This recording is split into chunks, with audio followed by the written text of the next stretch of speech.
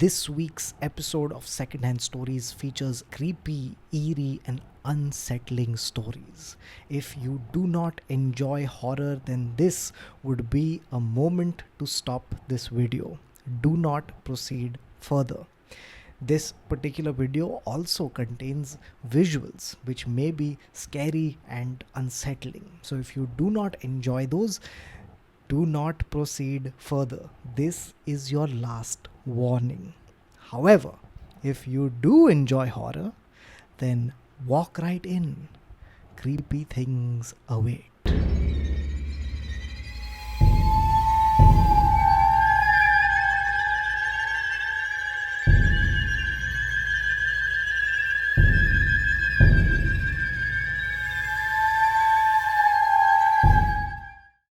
Our next story takes place in the year 1977.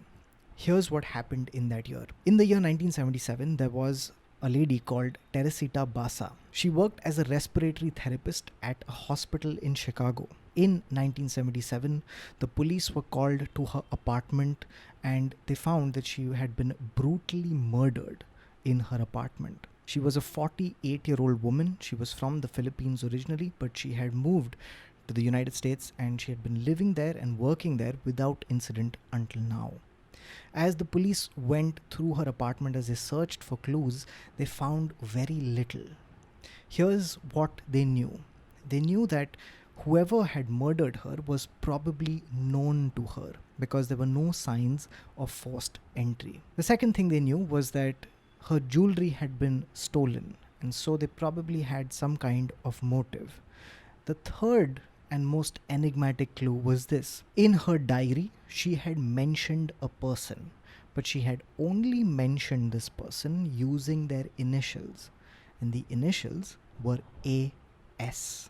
As the police start looking into this murder, they found that they had very little to go on, and time passed without them making any kind of headway. But 6 months later, when the case was growing colder and colder, suddenly a tip came in that reignited this case. But that tip came from a very, very bizarre source. Here's what happened. A few weeks after Teresita Basa had been murdered, a colleague of hers, another respiratory therapist called Remy Chua, she was at the hospital and she was in the locker room. She had a little bit of a break, and in this break in the locker room, feeling very tired, she decided to take a nap. She fell asleep, but she would soon wake up because she felt a presence around her. When she opened her eyes, she saw Teresita Basa standing in front of her. It freaked her out so much that she screamed and she ran out of the locker room and she told all her co-workers what she had witnessed. Now, it was an extremely unsettling moment, an unsettling experience, but it was just the beginning. Things were going to get even odder for Remy Chua. Remy Chua started having dreams, and in these dreams, she would see Teresita Basa. But Teresita Basa would not be alone. Lurking behind her, she would see a male face. She kept having these recurring dreams, kept seeing Teresita Basa and this figure, this male figure that would be lurking behind her. And then something even more chilling happened. She was at the hospital one day and suddenly her blood froze because standing in front of her was the exact man that she had been seeing in her dreams. This person was a man who worked at the hospital. He was a technician at the hospital, and his name was Alan Shoury. A.S.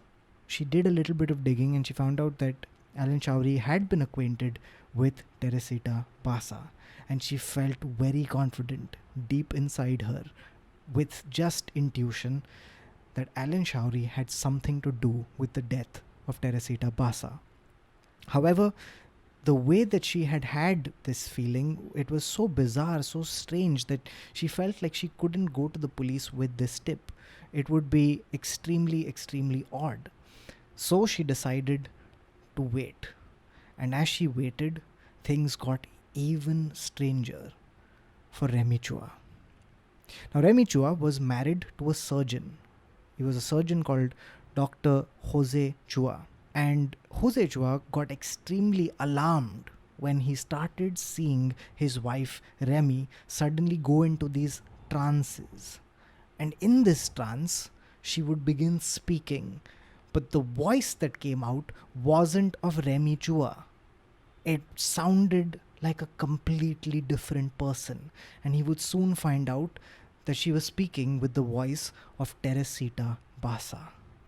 Because at one particular moment when she was possessed, she said these words. She said, "Doctor, I need your help. The man who killed me is still at large." As she starts speaking, she reveals several things. She says that she was killed by Alan Showery. He had come to her house to repair her television. And after that, he had stabbed her, robbed her of her jewels, and then given some of her jewelry to his girlfriend. She said that she had some names of people who could verify the jewelry if it was ever found. And she even provided a phone number. Dr. Jose Chua too was extremely skeptical. As a person who was a doctor, a man of medicine and science, he didn't know what to make of these strange occurrences. But eventually, after so many of these instances, he realized that he probably had to do something about it. And so it was Dr. Jose Chua who went to the Chicago police. And he said that he had a tip. And it came from a very, very strange source. Dr. Jose Chua would eventually reveal to the Chicago police all the things that had happened to his wife. And as he reveals this information, some of it strikes the police as extremely odd, because it lines up with the things that they had found at the crime scene. Now, when the police went and questioned Alan Showery, he did admit to the fact that he had agreed to help Teresita Basa repair her television. But, he said, he had never been to her apartment. Soon after that, the police questioned his girlfriend, and his girlfriend said that yes, he had given her some jewelry recently. He had given her a ring. Then the police looked into the names that Remy Chua had provided, and they called the number. The number led to a cousin of Teresita Basa, and this cousin, upon seeing the ring, immediately identified it as belonging to her cousin Teresita. The police did admit that although the tip came from this extremely strange place, whatever happened after that was extremely methodical, and it was done by the book, and a strong case was created against Alan Showery. The evidence did indeed point toward him. So he was arrested and the case went to trial.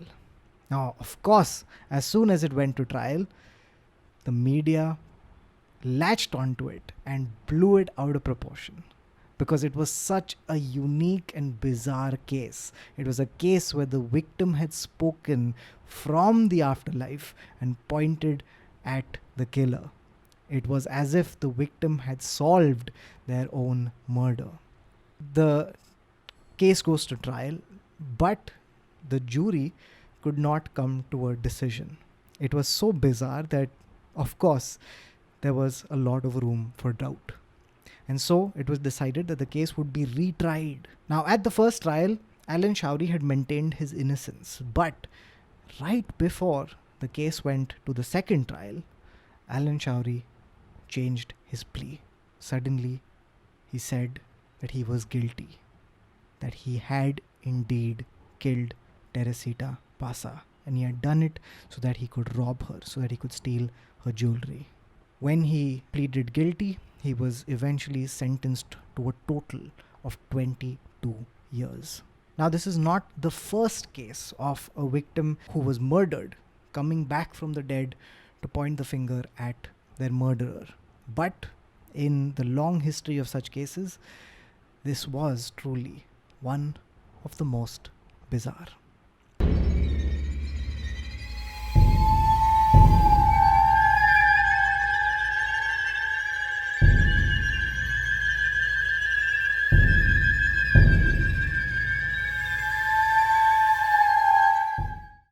Our next story takes place on a treacherous mountain road at night. On this particular mountain road, there is a truck. In this truck, there are two people. One is the older driver. He's called the Ustad. And with him in the cabin is his helper. He's a 19-year-old boy, and the helper is usually called the Khalasi. Now, the two men are on this mountain road. They wouldn't have liked to be on this mountain road at night because they know that this mountain road has no loyalty. It can change at every turn, it can deceive you on every bend. But in this particular instance, they had to get their goods across to their destination on time, and they were running out of time. They had to get there by the next morning, and it was unavoidable that they take this mountain road. Now, to prepare for this, the driver had 2 cups of tea, and he had splashed cold water on his face, and then he had gotten behind the wheel. He couldn't trust his helper in this tricky mountain road. The helper himself was completely wide awake. He was peering out through the windshield into this black night. Now, as they're driving, the Ustad is driving very, very carefully, very, very slowly. He's making his way extremely cautiously on this mountain road. They've been on it for 20 minutes. Now, in these 20 minutes, they haven't seen a single car or a truck or a vehicle in front of them or behind them.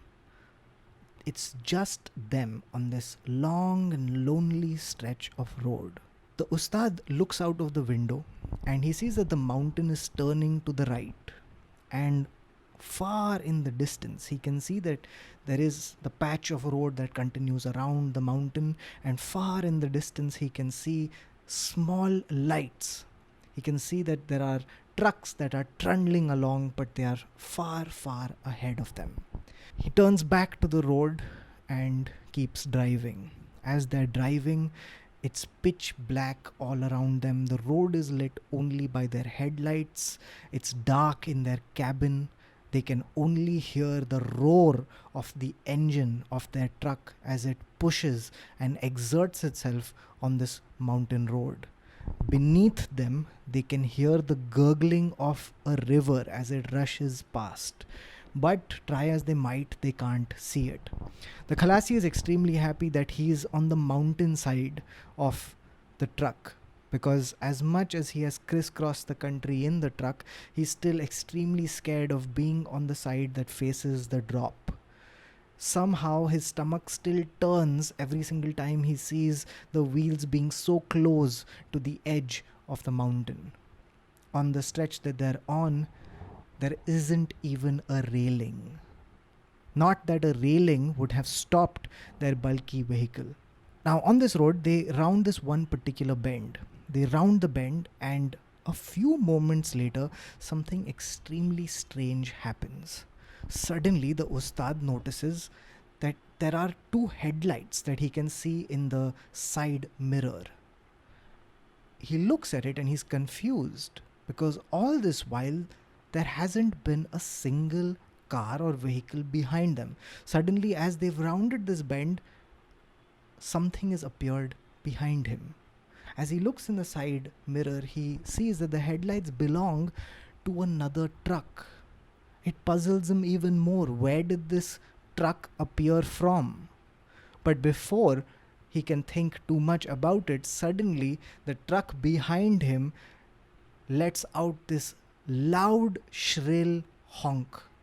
It's a horn that is so shrill and so loud that the Khalasi and the Ustad both shut their eyes out of the sheer horribleness and sheer volume of this horn. They see that this truck that's appeared behind them suddenly is speeding up. It's picking up speed, trying to overtake them. The Ustad turns his truck to the right, trying to block this truck that suddenly appeared behind him, and the truck lets out another horn. This horn is again just same awful loud piercing sound. Again, the Ustad is physically hurt by this noise. The truck behind him again lets out this horn, and finally, angry and frustrated, the Ustad puts out his hand and waves the truck ahead. Now this truck picks up speed. Now as the truck starts surrounding them, the Khalasi and the Ustad both peer into the cabin of this truck to see who's overtaking them. The cabin is dark. They can't see who's driving it. The truck too seems to pass them almost soundlessly. The truck gets ahead of their truck, and now in the glare of the headlights they can see it more clearly. The headlights of their truck shine onto the truck in front of them, and they see that it's loaded with goods. The goods are bulging out of the carrier, and it's been tucked away with this grey tarp. The truck looked to be of a very old model, and what was extremely distinctive about it was that there were these heavy chains that hung at the back of this truck. As this truck rumbled ahead of them, the chains would shake and dangle and rattle, and the sound kept coming to the Khalasi and the Ustad. Now, what was odd about this truck was this. As the truck had rounded them, it had seemed to be very, very impatient, but now that it had come ahead of them, suddenly it slowed down. It came to a very slow crawl, and the Ustad was frustrated. He couldn't understand why this was happening. He couldn't believe that this truck, which had been so angry and impatient, had suddenly become so slow. He honked his horn. He tried to cut around the truck. But every time he would do it, the truck would pick up pace and would block him. It would just come right in front of his truck.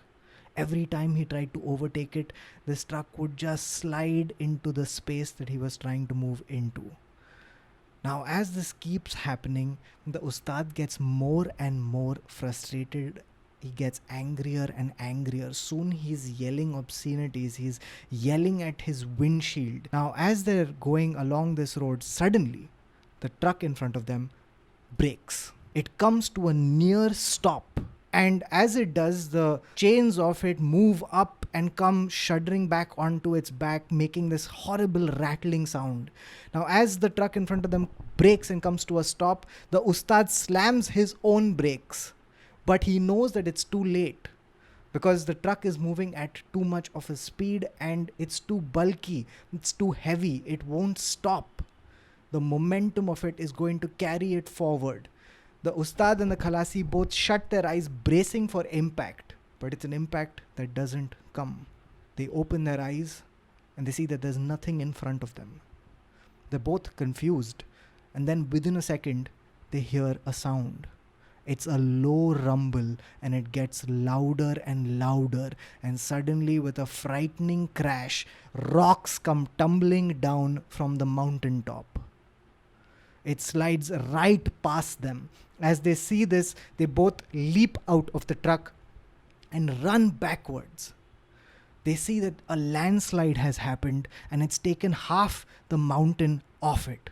Now soon, as quickly as it had started, the rocks come to a stop. They hear these big boulders tumbling into the river below. Now as they take a breath, they realize that this landslide has happened inches from where their truck has stopped.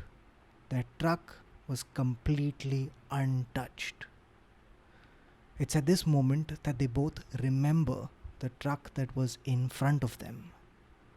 The Khalasi quickly goes to the truck. He pulls out a flashlight. They shine it all around them. They can see the debris of the landslide. They shine it into the valley below, and they can see nothing. They were expecting a mangled carcass of a truck, but they saw only vegetation. It would be later, as they recounted this ordeal to their rescuers, that they would find out what happened to them on that particular night. The locals told them that on certain nights, some drivers had seen a phantom truck. It appeared to them moments before a terrible accident was about to occur. Some drivers said that they heard the shrieking horn just at the moment that they were about to fall asleep at the wheel. Others saw it when they were driving too fast along the mountain road. The Ustad and the Khalasi had seen it moments before the landslide. They didn't know where the truck came from, but there were certain things that everyone agreed on. They all said that the truck seemed to be an older model. No one had seen the driver. The cabin was always filled with darkness. They all agreed that at the back of the truck hung heavy, dangling chains. And they all said that the truck had protected them, that they wouldn't be alive today had it not been for that truck. And the truck would protect you, but only if you let it pass.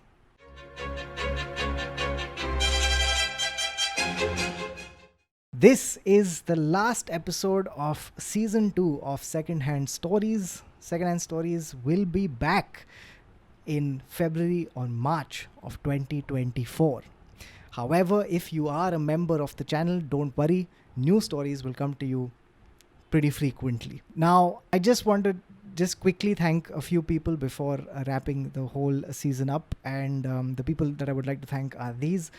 Firstly, I have to thank our editor, Saurabh Verma, who has been editing these videos, and he does a fantastic job week on week editing these extremely long videos and putting them together in a wonderful way. Secondly, I have to thank my wife Siddhi, who makes the thumbnails, and she does a fantastic job. This is completely unpaid, so thanks is the least that I could do. I would also like to thank the members of the channel who make this all possible by showing up for these live recordings. It's truly a joy, and I don't think these stories would be as fun to do if it weren't for you guys.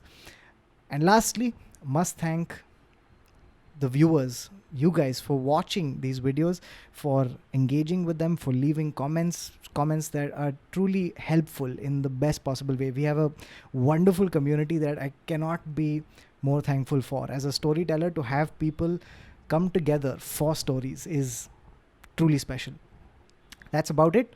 Secondhand Stories will be back soon, but until then, there will be newer and different content on the channel, a lot of it story driven. So if you enjoy that stuff, do keep coming back.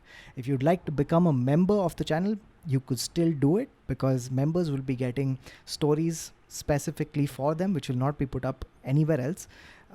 And this will be done, I'd like to say weekly, but if not, it'll be done every once in 2 weeks. So that's about it. Thank you so much for watching this season of Secondhand Stories. Until next time, take care and bye-bye.